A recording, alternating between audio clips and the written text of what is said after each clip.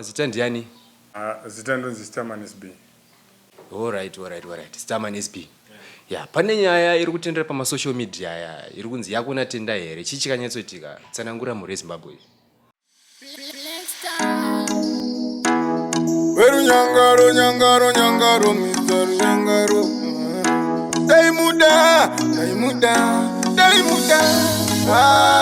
Ndochema zangu. Wakaende piko mumwe wangu zawaindizimbiza kuti uri mbavhu yangu. Ndichanyarire piko zangu akatenge woita kunge muka akatenge hazizambovudzika akatenge woita kunge ndiye baba zaaita ndo zaaita pamba chiwa akaenda tendai chiwa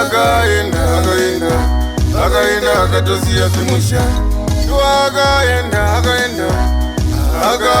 tendai chiwa akaenda mwana uye akaenda akatosiya zvisenyana pandaiudzina naye kuti ndinomuda achiti anondidawo kusaziva kufa kuti ane zvaitofungawo zvake mumusoro make pamba poita fanike pagaraji motikari dzaiuya dzisisambozivana ukada kumubvunza airamba aichamuka airamba aipapa chiwa akaenda tendai chiwa akaenda akatosiya zimusha chiwa akaenda tendai chiwa akaenda mwana uye akaenda akatosiya zvisenyana ndochema zangu wakaende piko mumwe wangu zawaindisimbisa kuti uri mbavhu yangu ndichanyarire piko zangu akatenge woita kunge muka akatenge hazizambovudzika akatenge woita kunge ndiye baba zaaita ndo zaaita pamba chiwa akaenda tendai chiwa akaenda akatosiya zimusha chiwa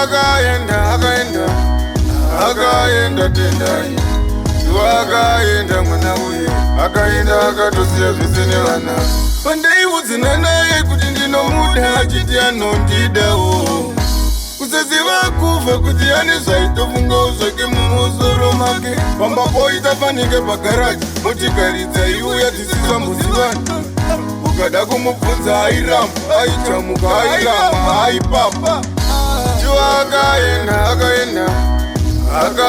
tendai chiwa akaenda akatosiya zimusha chiwa akaenda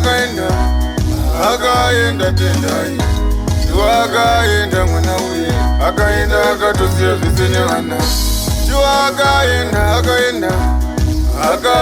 tendai chiwa akaenda akatosiya zimusha chiwa akaenda